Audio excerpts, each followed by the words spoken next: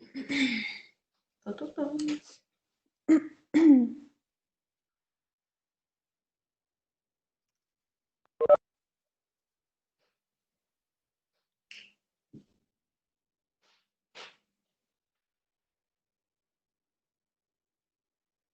María, ¿no está ahí? Sí. María Luisa, Eh, ¿me escuchas? sí, te escucho. Por WhatsApp, si quieres, mientras empezamos. ¿Mientras se conectan? No, Mientras. mientras WhatsApp. apagamos los micrófonos, sí.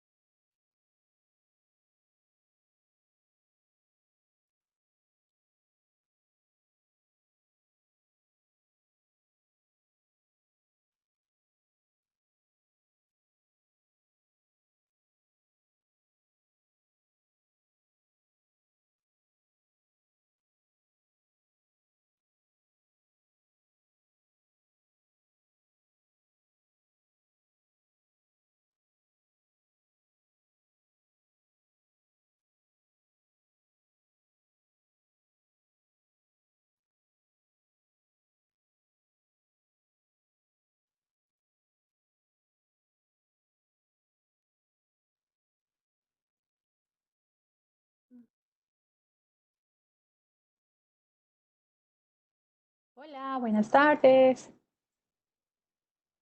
Hola, buenas tardes, ¿cómo estás? Ya vamos a empezar. Si quieres, puedes poner la pantalla nuevamente, Laura. Vale.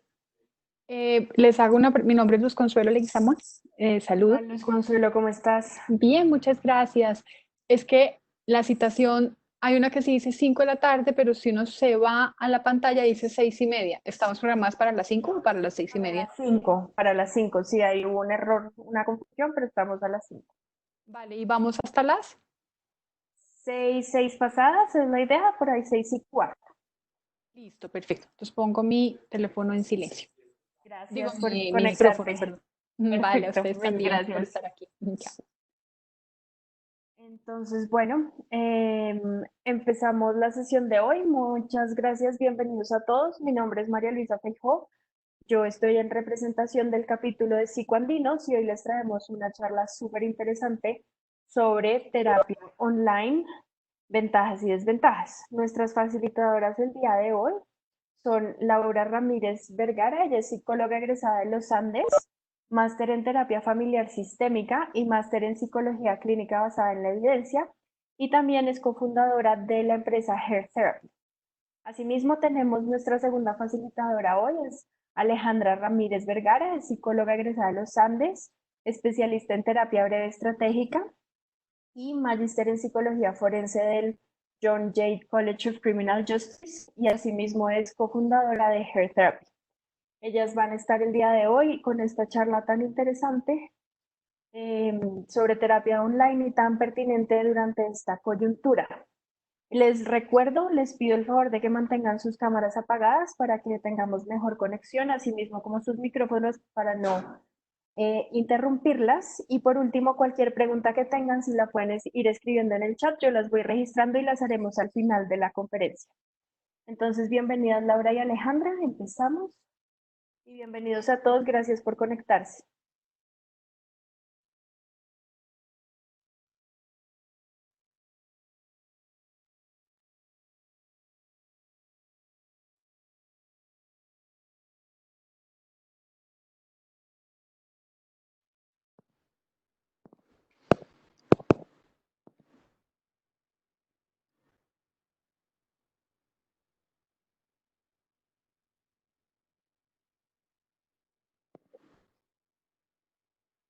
Creo que estamos teniendo ahí un poco de problemas para conectar la pantalla, pero pues ya estamos.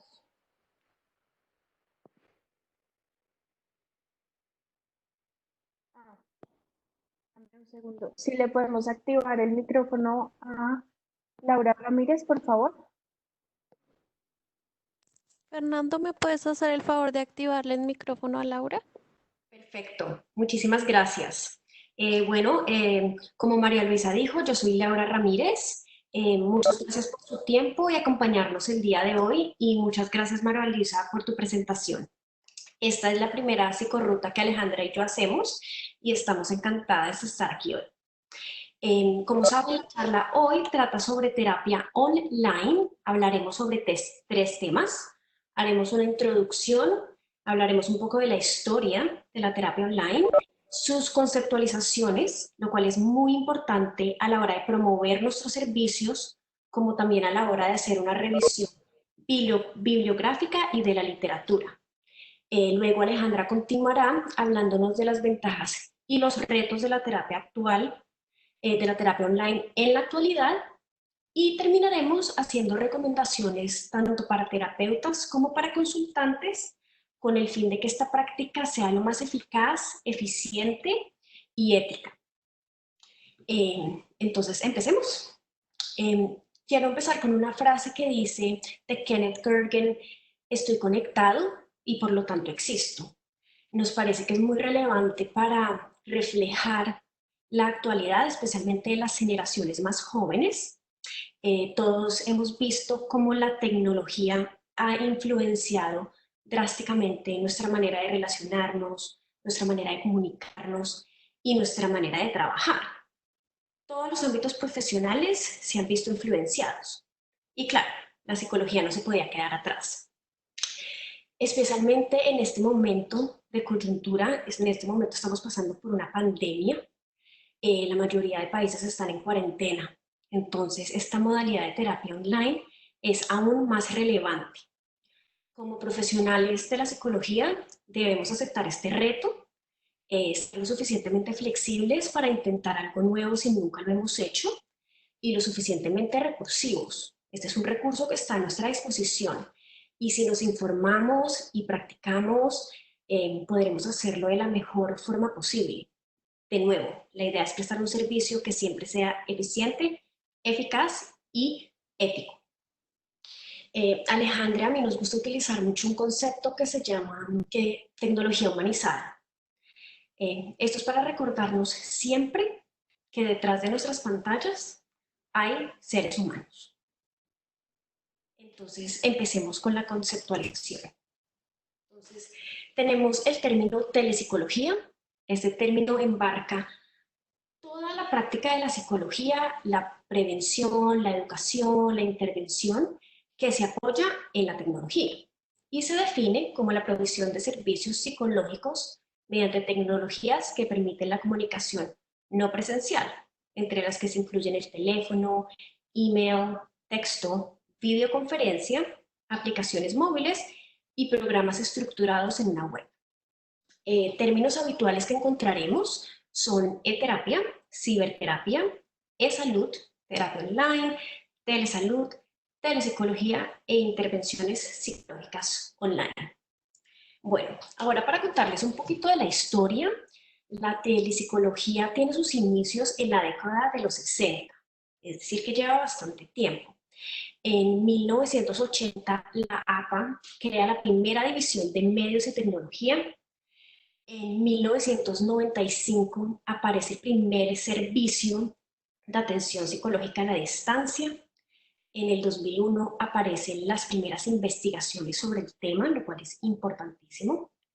Y en 2006, Canadá, que fue uno de los países pioneros en esta práctica, publica su primera guía de actuación para intervenciones telepsicológicas. Listo.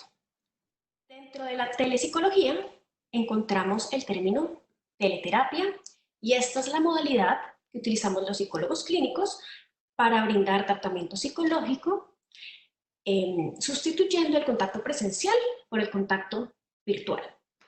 Se divide en tres: la terapia en web, que es automatizada, asistida con apoyo personal, no siempre es así; la terapia online, en tiempo real o sincrónico, como la videoconferencia, lo que estamos haciendo en este momento, el audio o el chat, o en tiempo diferido o asincrónico, como es el correo electrónico, mensajería instantánea, como el WhatsApp. Por último, la terapia virtual, donde hay un terapeuta virtual y un entorno virtual. En esta charla nos centraremos en la terapia online utilizando la videoconferencia. Esta es la modalidad que permite la mayor interacción entre el terapeuta y el consultante y es la que más se asemeja a la terapia presencial. Es muy importante como profesionales, si nunca hemos utilizado ninguna modalidad de telepsicología, empezar por esta, ya que, como dije, es la que más se asemeja a la terapia presencial. Algo que nos toca tener en cuenta es cómo el elemento de la tecnología puede estar influenciando los resultados que vemos en terapia. Como siempre, tenemos en cuenta la necesidad de la consulta por la cual el consultante se presenta, las características del consultante, la competencia del psicólogo para abordar la problemática y, en este caso, los elementos y características de la tecnología que estemos utilizando, es decir, el tipo de plataforma que utilicemos, la calidad de video, la calidad de audio, el feedback que recibamos. Es verdad que hay poca investigación sobre el tema, pero es importante que como profesionales siempre lo tengamos en mente para mediar y tenerlo en cuenta cuando estemos evaluando nuestros resultados. Listo. Como sabemos, la telepsicología, y les conté, ya lleva muchísimo tiempo vigente y en el ámbito de la psicología clínica tiene varios usos. Uno de estos como principal terapia psicológica, el otro sería como complemento a un tratamiento psicológico presencial, como seguimiento de una terapia presencial, como servicio de asesoría o counseling para prestar apoyo en momentos de crisis o como evaluación y screening. Listo. ¿Y qué sabemos? ¿Qué nos dice la bibliografía? ¿Qué nos dicen las varias guías que hay de actuación? Es importante tener en cuenta que la mayoría de países, especialmente los países desarrollados, cuyos profesionales de la psicología utilizan estas modalidades, tienen guías de actuación. Estas guías, su principal objetivo es mejorar nuestra eficiencia cuando estamos utilizando la telepsicología, resolver cualquier duda técnica o técnica que podamos tener sobre el tema, o ética también, y por último, nos ayuda a tomar decisiones. La APA publicó una guía en el 2013 que es muy útil, y algo que dice que es muy importante tenerlo en cuenta es que estas guías no son definitivas, es decir, no son mandatos. Como dije, todavía falta investigación sobre este tema, entonces las guías no deben nunca sustituir el criterio del profesional. Entonces, ¿qué encontramos al hacer una revisión bibliográfica? Lo primero es que todas las corrientes terapéuticas utilizan exitosamente la telepsicología y en todas las poblaciones. Es verdad que la mayoría de estudios se centran en la población adulta, pero sí se recomienda utilizar en adolescentes y niños. Como sabemos, este es su manera habitual de comunicación. Por lo tanto, puede haber varias ventajas al utilizar esta modalidad. Segundo, las investigaciones muestran que las intervenciones psicológicas online son eficaces y principalmente desde un enfoque cognitivo-conductual. Como sabemos, este es el enfoque que más invierte en investigación. Y tercero, se ha encontrado apoyo empírico sobre todo cuando se usa en el tratamiento de problemas de ansiedad y depresión, lo cual es muy positivo. Como sabemos, estos dos trastornos son los más prevalentes en la sociedad. Trastorno obsesivo compulsivo también, trastorno por estrés postraumático, insomnio, problemas de control de peso, adicciones y dolor, entre otros. Aunque de nuevo, todavía es necesario continuar investigando. Y como profesionales debemos tomar un papel activo en este campo. Entonces ahora le doy la palabra a Alejandra para que nos hable acerca de las ventajas y retos de la terapia online en la actualidad. Hola a todos, gracias Laura. Retomando un poquito lo que venía diciendo Laura, venimos siendo testigos y a la vez partícipes de un cambio radical, en gran parte mediado por los avances de la tecnología. Un cambio radical en nuestro estilo de vida, en la forma como trabajamos, un cambio en la forma como nos entretenemos, cómo interactuamos y nos comunicamos los unos con los otros. Y como la comunicación es una de nuestras herramientas más valiosas como terapeutas, es importante lograr adaptarnos de la mejor manera a este campo y con ello lograr adaptar nuestra práctica para que esta práctica siga siendo eficaz, efectiva y ética. Laura, por favor, ponme la diapositiva. Gracias. Estamos asistiendo a uno de los cambios más significativos en la manera de hacer psicoterapia. Como decía un psicoanalista suizo naturalizado en Argentina, creo en perder para ganar al incorporar lo nuevo. Algo hay que dejar en el camino para enriquecernos con el cambio. Y lo que podemos decir de nuestra experiencia es que ha sido un cambio bastante enriquecedor. Las ventajas de las que les voy a hablar a continuación son un compendio de las ventajas que identifica la literatura sobre el tema y de factores que desde nuestra experiencia con la terapia online hemos identificado como ventajas. Hace algún tiempo, Laura y yo empezamos un proyecto muy especial dirigido a mujeres, se llama Her Therapy, y este proyecto surgió como una demanda por parte de los consultantes a quienes atendíamos de manera presencial. ¿Cuáles empezaron a hacer sus peticiones? Alejandra, quiero alcanzar a llegar a mi casa para ver y ayudar a mis niñas a hacer sus tareas. Salgo de la oficina, llego a tu consultorio, llego a la casa, me demoro mucho de un lado a otro. Podemos hacer nuestras sesiones online. Otras peticiones, me toca empezar a viajar mucho por el trabajo, no quiero espaciar tanto mis sesiones, no quiero perderle la continuidad de la terapia. Durante mis viajes podemos vernos de manera online. Laura, por favor. ¿Qué más? Me voy a cambiar de ciudad y no quiero perderte como terapeuta y quiero pues seguir contigo en la terapia, no quiero perder este proceso. Podemos empezar a hacer nuestras terapias online o temas como tengo gripa, está lloviendo, podemos pasar nuestra terapia online. Y viendo esto nos dimos cuenta de que si queríamos ayudar a que hubiera una adherencia al tratamiento, dependía de nosotras hacer más fácil asimilar, hacer más fácil que los consultantes incluyeran la terapia en sus vidas y que no fuera un sacrificio gigante ir a terapia, porque si no, tarde o temprano iban a abandonar el proceso. Entonces, guiándonos por las necesidades de nuestros consultantes, expandimos nuestros horizontes y así nació Her Therapy, nuestro sitio de terapia online. Ya adentrándonos en las ventajas de la terapia online, podemos decir que esta modalidad permite acceso a servicios psicológicos de calidad a más personas. El modelo de asistencia psicológica actual en países desarrollados llega a un 40% de la población. Esto significa que el 60% de la población no tiene acceso a servicios psicológicos. Es una cifra abrumadoramente triste, ya sea o porque tienen problemas físicos que les impiden desplazarse de un lado a otro, o porque viven en zonas rurales, o porque tristemente sigue habiendo un estigma alrededor de buscar ayuda en temas de salud mental, o por problemáticas, generalmente problemáticas de tipo ansioso, que por X o Y motivo no les permite a estos consultantes llegar a nuestro consultorio. Entonces, sí permite que muchas más personas accedan a estos servicios. Otra ventaja que nos parece muy interesante es que el consultante se encuentra en su propio espacio. ya sea en su lugar de trabajo o generalmente en su casa. Y eso lo hace sentir mucho más cómodo e inevitablemente facilita su apertura. Es importante tener en cuenta que cada escenario nos permite ver una perspectiva diferente del individuo. En el consultorio vemos una perspectiva, cuando está en su contexto vemos otra, y hay que ser muy hábiles y aprovechar esa información que nos aporta el consultante en su propio contexto.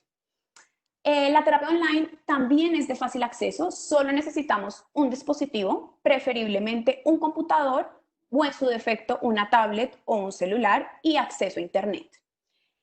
También se adapta fácilmente al estilo de vida de los consultantes, como les decía anteriormente, en temas de viaje de trabajo, algún tipo de gripe, alguna enfermedad, cambio de ciudades, tiempos de desplazamiento, entonces esa es una ventaja adicional. También hay un ahorro en términos de tiempo y gastos de desplazamiento. Cualquiera que viva o haya vivido en la gran ciudad sabemos lo que nos podemos demorar desplazándonos de un lado a otro, así las distancias sean cortas, y el tema de cuánto nos gastamos desplazándonos de un lado a otro. También es importante que se superan las barreras geográficas y culturales. El terapeuta puede acceder a un mayor número de consultantes y los consultantes, por su parte, pueden elegir a su terapeuta sin tener en cuenta la distancia.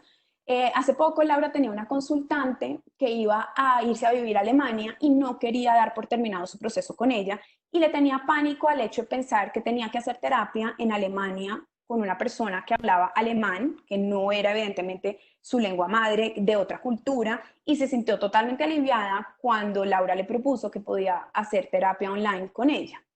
Entonces esa es una gran ventaja. También nos hemos dado cuenta con Laura que los consultantes tienden a ser más puntuales y cancelan menos las sesiones, lo cual está totalmente relacionado con el tema de darle continuidad a la terapia y finalmente ver objetivos terapéuticos cumplirse a más corto plazo. Siguiente, Laura, por favor.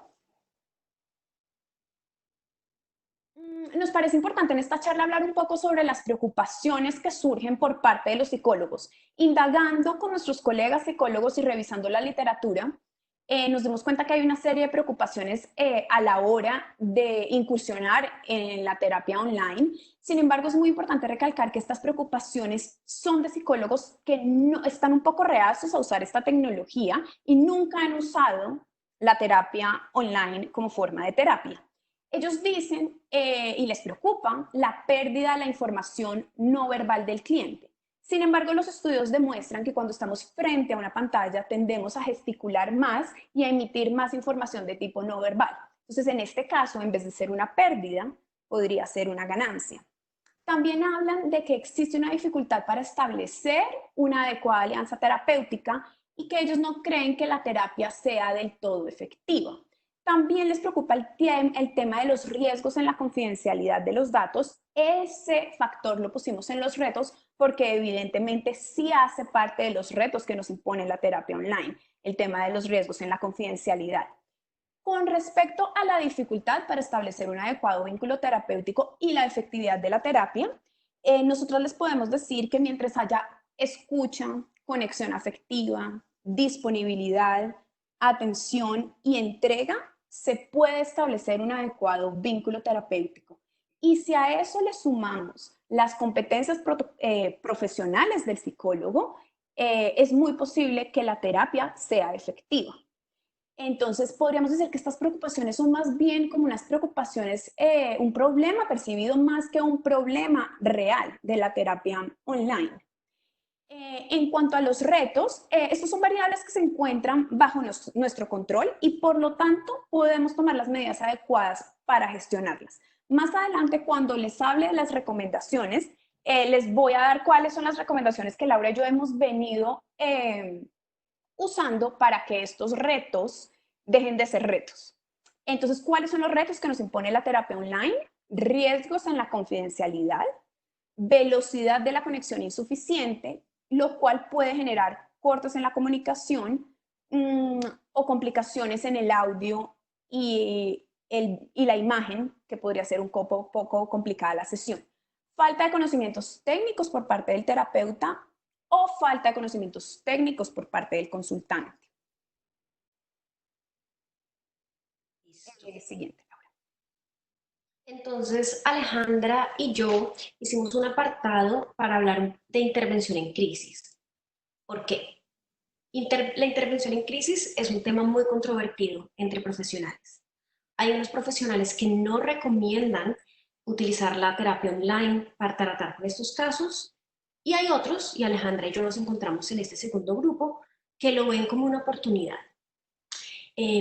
Todos sabemos que todos los casos tienen el potencial de ser o de que nos toque en algún momento hacer una intervención en crisis. Entonces, lo importante es estar preparados y tomar los pasos necesarios por si se llegara a presentar dicha situación, poder manejarla efectivamente. Entonces, lo que se recomienda es lo siguiente. Se recomienda prudencia en casos de ideación suicida, agresores sexuales, relaciones violentas o violencia de género, ideación homicida o amenaza de hacer daño, problemas de alimentación graves, abuso de sustancias o pérdida del juicio de la realidad. Entonces, ¿qué debemos hacer? Siempre debemos tener un plan de actuación para garantizar la seguridad de nuestro consultante en caso de emergencia. Y esto lo hacemos de la siguiente manera. Recabamos información del contexto y identidad del consultante, tal como lo haríamos en terapia presencial, y debemos conocer los dispositivos de emergencia ubicados en la zona por si llegáramos a necesitar contactarlos, o también darle esa información a nuestro consultante para recibir ayuda. Entonces, nosotros no vemos esto como una limitación, sino como una oportunidad. Como Alejandra lo dijo, es importantísimo que más personas tengan acceso a servicios de psicología de calidad y las intervenciones en crisis tienden a ser frecuentes. Y en este momento en el que estamos actual, estamos en una crisis. Es importante que la gente tenga recursos a los cuales acudir, que estén preparados a actuar efectiva, eficaz y éticamente.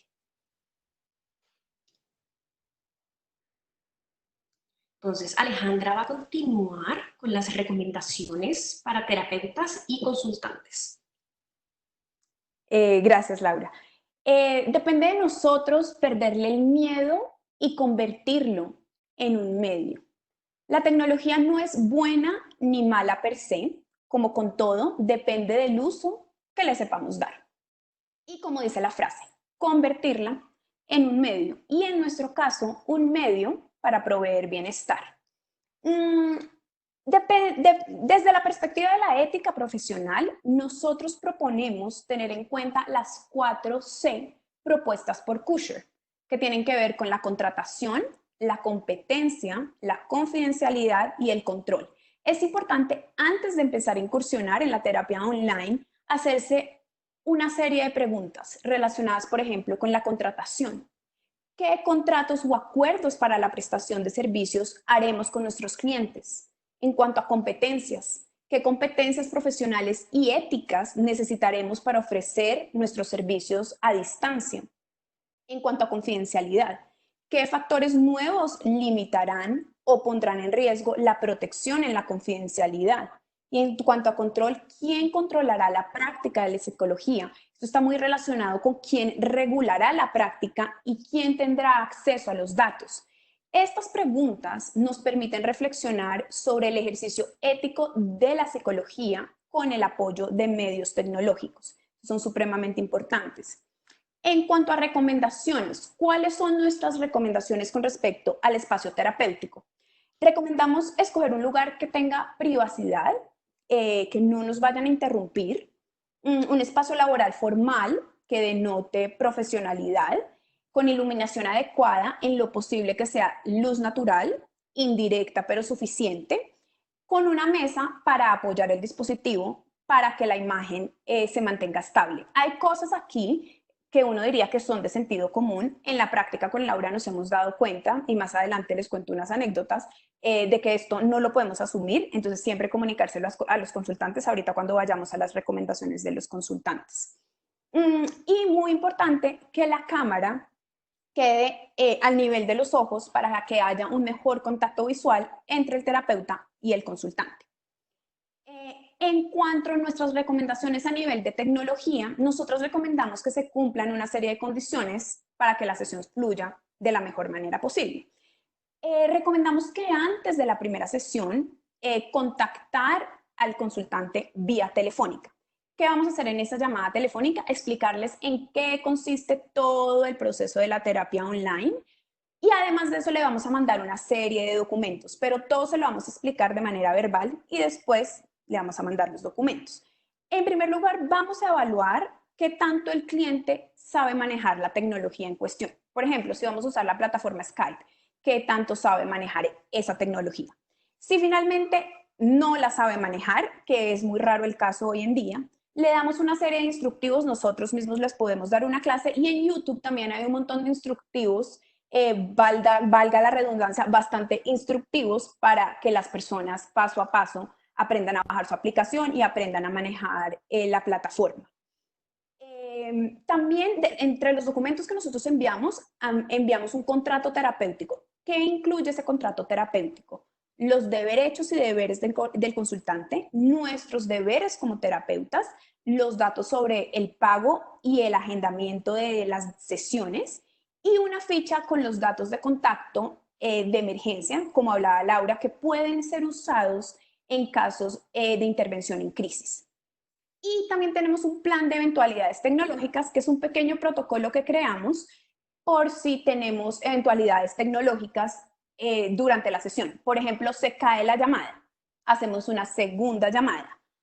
Si finalmente la llamada no entra o si tenemos fallas en la imagen o en el audio, transcurridos los 5 minutos, damos por terminada la sesión y esa sesión se reprograma lo más rápido posible sin ningún impacto económico ni de ningún tipo para el cliente. También mandamos un consentimiento informado en donde se les explica la modalidad del servicio y los riesgos y beneficios de este tipo de atención. Y además de esto, se les manda un instructivo, que es este que ustedes ven en pantalla, que es un listado de verificación en relación con el espacio, la imagen y la protección de la información. Esto es una lista de chequeo para el consultante, pero esto, los que sean psicoterapeutas acá, también nos sirve a nosotros para tener en cuenta a la hora de iniciar nuestras sesiones online. Voy a pasar por cada uno de los ítems porque me parece pues importante. Acuérdense no asumir nada, todo eso es lo que tenemos que explicar a los consultantes. En cuanto al espacio, escoge un espacio en el que únicamente te encuentres tú y durante el tiempo de la sesión no entren o interrumpan otras personas. Esto es clave. El otro día Laura iba a empezar una sesión y la consultante estaba sobre su cama al lado de su esposo sobre su cama. Entonces es importante tener en cuenta el tema de la privacidad durante nuestras sesiones.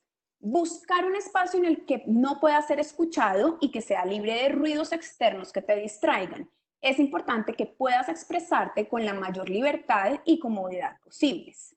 Mantén una iluminación adecuada para que tu cara se pueda ver con claridad y sin sombras. Si es posible, es recomendable usar la luz natural. Utiliza una mesa para apoyar el dispositivo, como yo les decía anteriormente, para que la imagen quede lo más estable posible.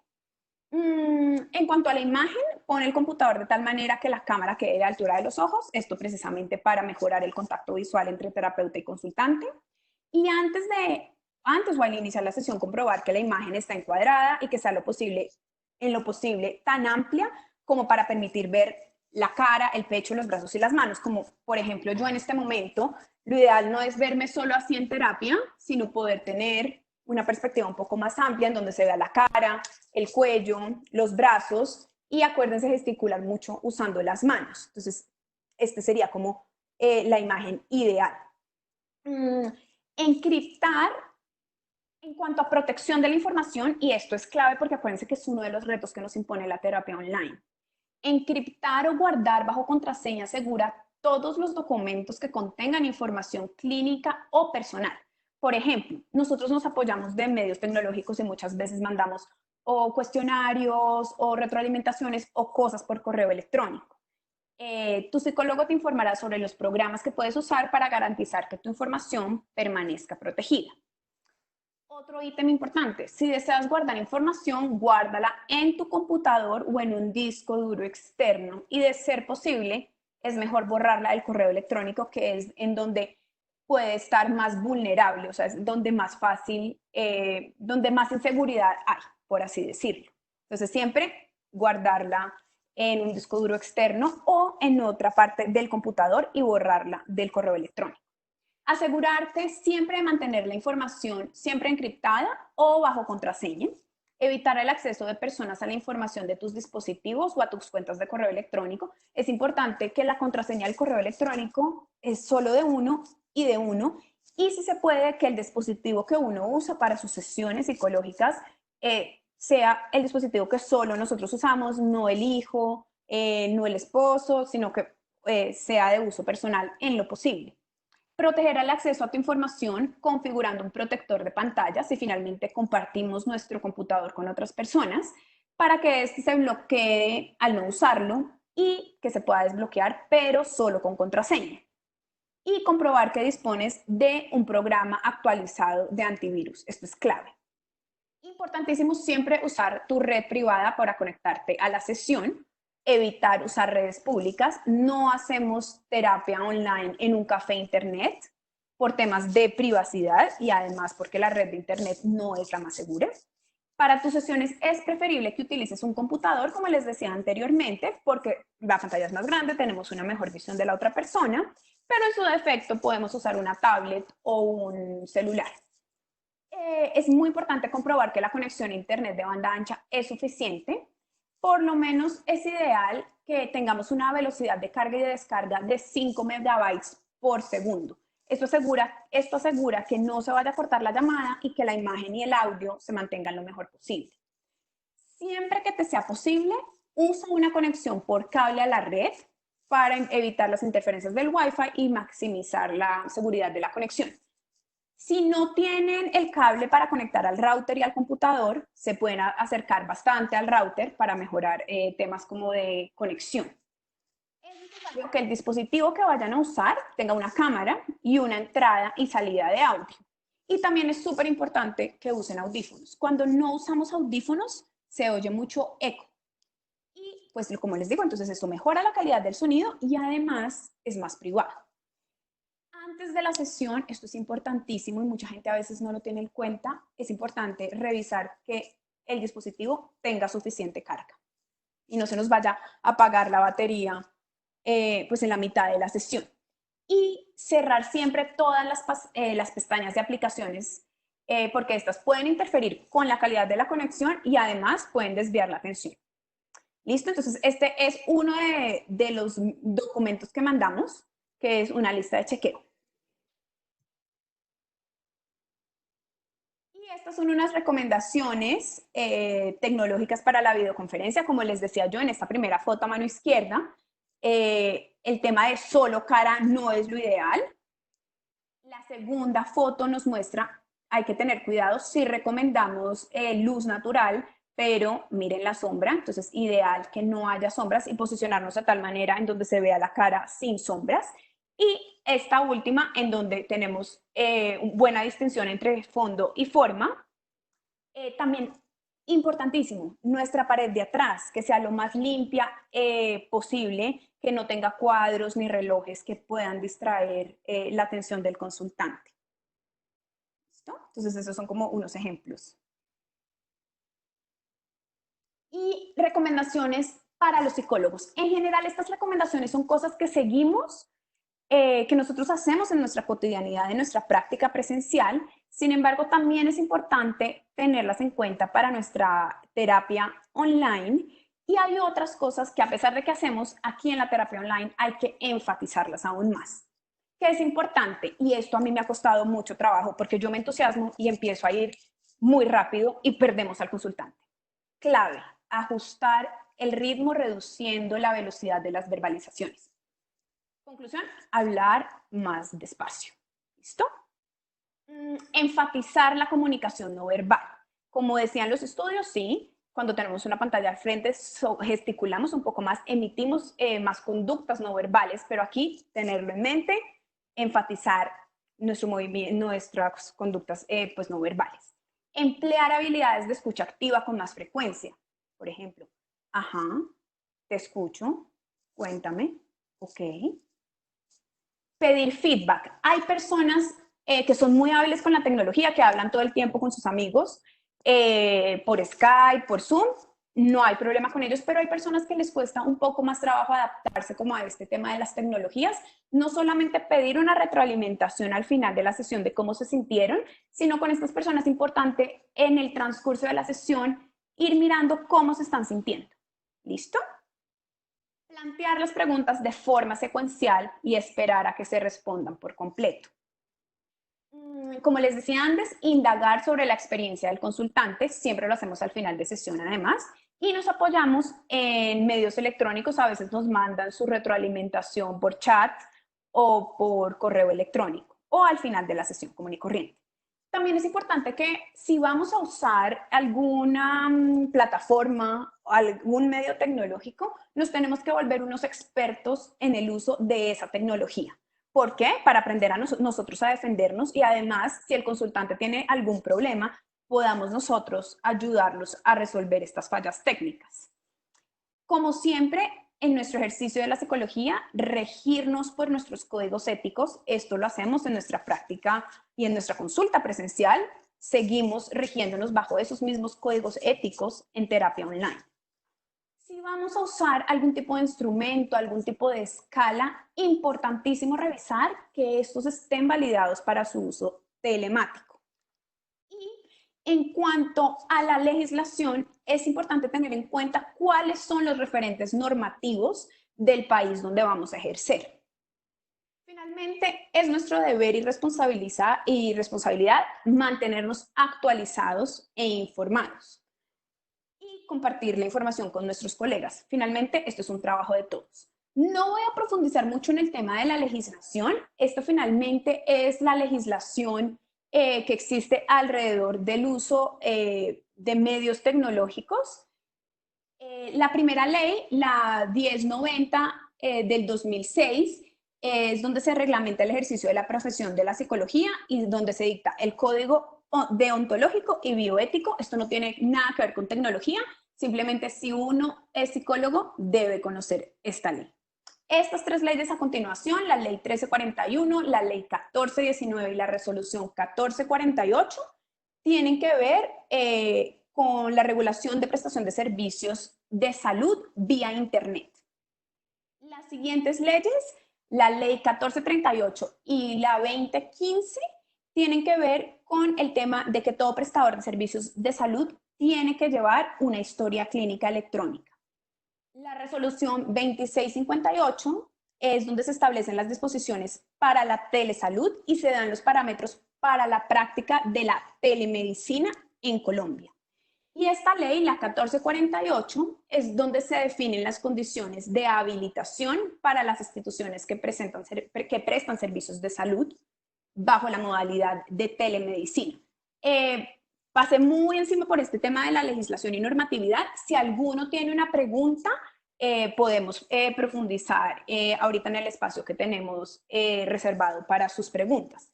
Es importantísimo que como profesionales retomemos un papel activo y siempre tratemos de mejorar esta práctica bajo parámetros éticos. Esta es la única forma en que podemos seguir haciendo que nuestra práctica sea eficaz, eficiente y ética, siempre manteniéndonos actualizados e informados y pues metiéndosela toda para hacer las cosas bien, siempre guiados por el bienestar y la necesidad de nuestros consultantes. Perfecto. Muchas gracias, Alejandra. Y para terminar, queríamos utilizar esta frase.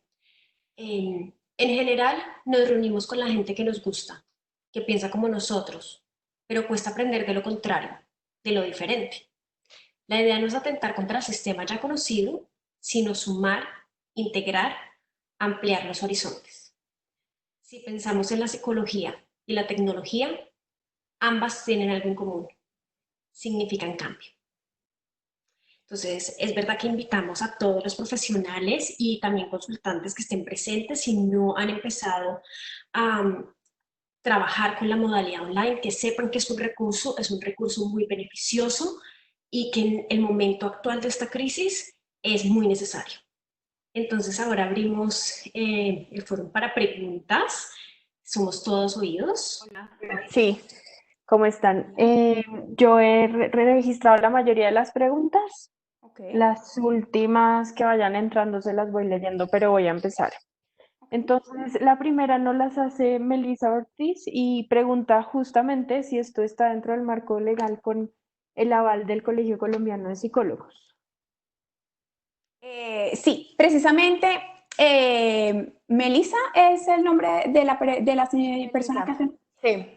Melissa, precisamente hay una guía muy interesante que sacó hace muy recientemente el Colegio Colombiano de Psicólogos por el tema de la pandemia. Se llama Referentes Éticos Mínimos para la práctica de la psicología y ahí al final aparece el apartado sobre normatividad y todo el tema de telepsicología. Sin embargo, ahorita en Colombia, por decirlo así, es un tema que todavía el tema de la normatividad y la legislación está muy crudo. Por eso siempre es importante seguir guiándonos pues como con los referentes éticos que existen, que nos da la APA y pues el Colegio Colombiano de Psicología. Pero si te interesa, esa es una guía muy interesante en donde incluye todo el tema de legislación. Ok, súper. Bueno, el Luz Consuelo nos pregunta y es experiencia con las necesidades de interconsulta por psiquiatría y urgencias psiquiátricas. Ok. Si quieres la tomo yo. ¿Sí? Es verdad que en ocasiones tendremos casos donde necesitamos colaborar con otros profesionales, especialmente de la psiquiatría, y lo que hacemos, y se puede de nuevo colaborar de manera también online con los profesionales. La idea es trabajar siempre en un equipo multidisciplinario, es lo más óptimo, entonces ponernos en contactos con estas personas y se podría mantener. Es decir, tú podrías mantener tu terapeuta y trabajar conjuntamente con tu psiquiatra para lograr los mejores resultados. No sé si contesté la pregunta. No sé si estaba preguntando ella sobre experiencias, no sé. Luz Consuelo, si pueden habilitar el micrófono y nos aclaras. Vale, muchas gracias a las dos y a María que anda moderando esta teleconferencia. Me refiero específicamente a cuando uno ve la necesidad de remitir a psiquiatría o a una urgencia psiquiátrica. ¿Qué experiencias han tenido ustedes? Claro, parte de la pregunta se responde cuando se invita al terapeuta a que haga un trabajo previo de mirar cuáles son los sitios a donde asistir y cuál es como la red en ese sentido. Pero si estamos hablando de temas de otros países, ¿esto lo han manejado ustedes? ¿Tienen experiencia en este tema? ¿La persona, eh, digamos, en general estaría familiarizada como con su cuadro médico de tener algún tipo de seguro? Pues la pregunta es cuál ha sido su experiencia o experiencias con respecto a remitir a psiquiatría y o a consultas prioritarias, a urgencias cuando el caso lo amerita. Ok. Personalmente no hemos tenido casos donde nos haya tocado hacer una urgencia psiquiátrica, pero sin embargo, personas que vivan en el extranjero, de nuevo, es siempre investigar los recursos que existen en el país de la persona. El consultante también es un agente activo en esta investigación y entonces hay una comunicación constante con los pasos que está tomando el consultante para lograr esa ayuda que nosotros vimos necesaria. Y si se puede, esperando que no haya obstáculos como el idioma, eh, trabajar conjuntamente con el profesional que se contrata de la parte de la psiquiatría. Vale, gracias. Perfecto. Tenemos otra pregunta de Ferney. Él nos hace varias preguntas, entonces les voy a hacer una, luego tenemos otras y bueno, vuelvo a otras preguntas de él. Entonces, la primera que nos hace es si aplica la misma lógica expuesta para el coaching y qué porcentaje de eficiencia tiene la terapia online. ¿Quieres hablar de eso, Laura, con tu tema de los usos de la intervención telepsicológica? Bueno, no sé exactamente cuál es la eficiencia del coaching como tal, es decir, habría que buscar bibliografía al respecto. Como sabemos, la psicología y el coaching son campos distintos y es importante hacer esa distinción. Entonces, habría que buscar bibliografía aparte de coaching online, que es importante hacer esa distinción. ¿Y me repites la segunda parte de la pregunta? Sí, ¿cuál es el porcentaje de la eficiencia de la terapia online? Bueno, Porcentaje sí. el porcentaje no hablan en porcentajes, pero la mayoría de estudios muestran resultados es muy positivos y esperanzadores al contrastarlo con una prueba control. Entonces, la mayoría de bibliografía reporta, reporta resultados positivos de esta modalidad y muy similar a la terapia presencial. Sin embargo, todavía falta un poco de investigación porque las modalidades y la manera de hacer estudio todavía hay algunos huecos que falta por solventar. Pero de nuevo, ahí vamos. Te interrumpo un momento, Laura, en la parte de preguntas, escúchanos la diapositiva de preguntas. Ay, verdad que pena. Que creo que hay personas que preguntaron como para tener eso a la vista. Listo. Otra pregunta que nos hace Bernay es cómo se puede cuantificar los avances de la terapia online. ¿Cómo se puede cuantificar? Es verdad que cuando nosotros hacemos historias clínicas y demás, si estás tú en la parte de la investigación, de nuevo cuando mandas también evaluaciones o pruebas psicométricas, es una manera de cuantificarlo, depende de las herramientas que tú deseas utilizar en tu práctica y si haces parte de un equipo investigativo. Ok, súper. Y bueno, ¿cómo manejan las situaciones que por su parte, por la parte emocional, se salen de control? Ok, ¿quieres tomarla o lo hacemos en conjunto, Ale? ¿Quieres empieza? ¿Te complemento? Listo, perfecto. Bueno, esto sucede igual que en la sesión presencial, ¿no? La contención emocional, el poder acompañar a la persona y que la persona se sienta vista y escuchada. De nuevo, como Alejandra decía, cuando hay comunicación y hay vínculo terapéutico, la pantalla no nos va a limitar en esta contención, no tiene por qué hacerlo. Y ahí va mucho nuestra confianza en nuestro trabajo y cómo lo estamos haciendo. O empezamos a ver la pantalla como un medio o como un límite. De nuevo, nunca en mi práctica privada he visto una limitación para hacer ningún tipo de contención emocional. Y el feedback que hemos recibido de los consultantes no lo confirma. No tiene por qué haber limitación. Perfecto, creo que ahí lo responden perfecto. Ahora María del Pilar Rincón nos pregunta qué y cómo hacen el marketing y la publicidad de los servicios guardando los principios éticos. Sé que no estás directamente con el tema, pero pues no sé si la quieren abordar. Publicidad con respecto a nuestros servicios, digamos, nosotros, no sé si responda a tu pregunta y si no lo hago, por favor, prende tu micrófono, pues, e intervienes. Tenemos una cuenta en Instagram y tenemos una cuenta en Facebook, pero no entiendo realmente cuál es el tema de la pregunta con el tema ético. María del Pilar, si nos ayudas, en lo personal, no sé, yo voy a interpretar un poquito, supongo que es más como sin volverse como vendedor o una colega me dijo, sin volverme como influencer, ¿cómo puedo hacer para que sea de una manera seria redes sociales? Y tienen toda la razón porque puede ser una línea muy delgada entre una cosa y la otra. Nosotros lo que hacemos en Instagram es tratar de mantener, de ser como, dar mucha psicoeducación. Y eso es el tipo de post que ponemos relacionados con psicoeducación. Perfecto. María del Pilar, si te queda alguna pregunta, nos escribes en el chat o abres el micrófono. Bueno, Muchas gracias por la respuesta. Pero básicamente era eso, como no volvernos youtuber o bloggers en vez de Sí. psicólogos, sino tener, pues porque finalmente pareceríamos eso al hacer marketing o hacer una publicidad de servicios online, que es lo que está de moda utilizando las redes sociales.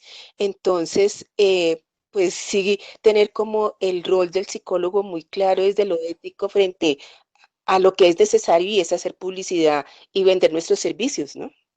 Totalmente de acuerdo contigo, María del Pilar. Te invitamos, si tienes curiosidad, a revisar nuestra página de Instagram para ver cómo manejamos el tema de contenido.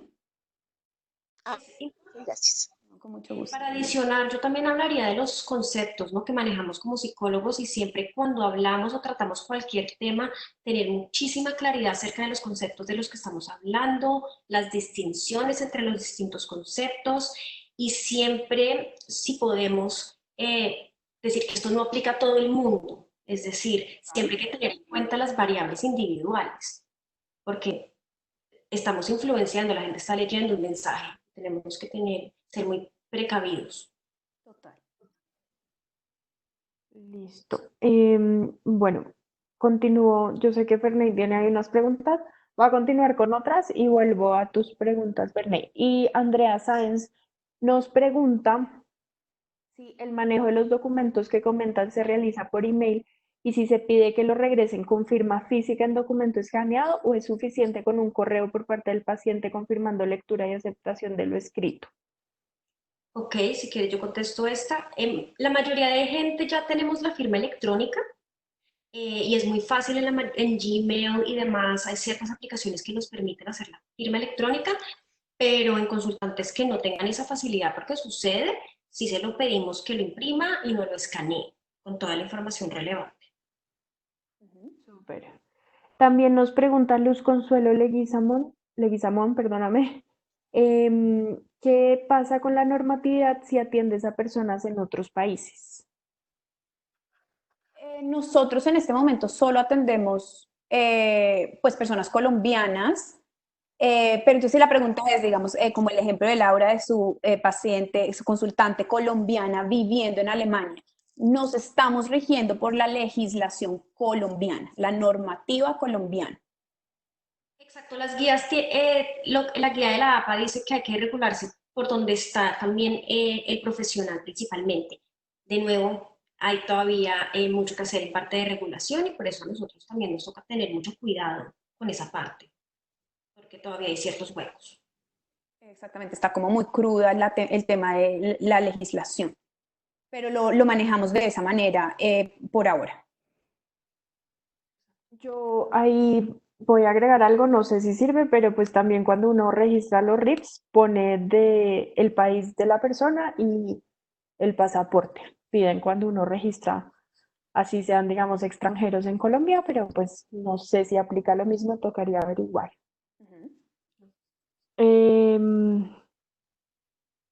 Sí, nos preguntan que María del Pilar Rincón dice que hace esta pregunta con mucho respeto y plantea cómo manejar la disyuntiva del consultante cuando va a elegir terapeuta, cuando claramente un coach no es psicólogo y no tiene la formación académica ni el título para hacerlo.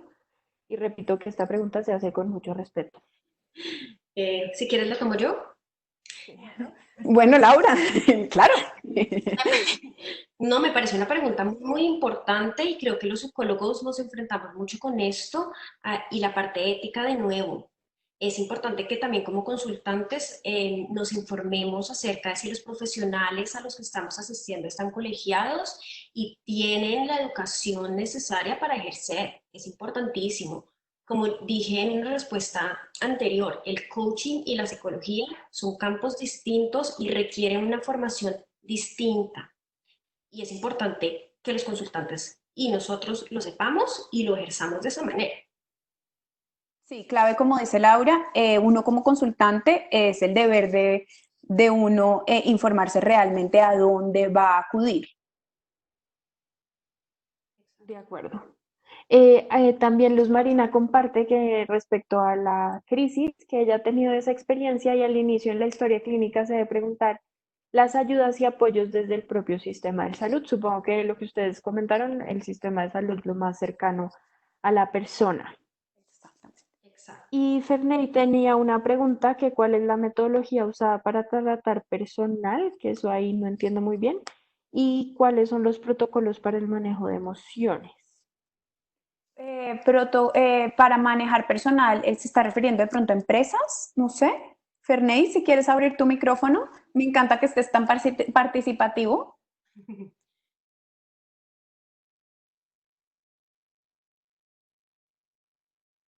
Ferney. Ferney. Podemos empezar por protocolos. No sé si Ferney está ahí escuchándonos, pero bueno, podemos. Sí, para tratar con personas, dice, responde él, creo que por el chat. Sí. Entonces, ¿cuál sería otra vez de nuevo la pregunta? Qué pena, María Luisa. ¿Cuál es la metodología usada para tratar con personas? Pero creo que eso se ha cubierto en lo largo de la charla. No sé, ahí me queda la duda. No sé si se refiere de pronto al enfoque, ¿qué enfoque manejamos? Porque me está preguntando sobre protocolo de manejo de emociones, la Sí, corriente. dice qué enfoque utilizan, sí. Nosotros trabajamos con el enfoque de la terapia breve estratégica, que tiene sus protocolos específicos para manejo de las diferentes problemáticas. Exacto. También estamos formadas en terapia cognitivo-conductual y terapia familiar sistémica. Tenemos que tener en cuenta que todos los casos y todas las personas son distintas, entonces entre más recursos tengamos, entre más información, somos mucho más habilidosas a la hora de encontrar qué va a funcionar para tu caso particular y tus características.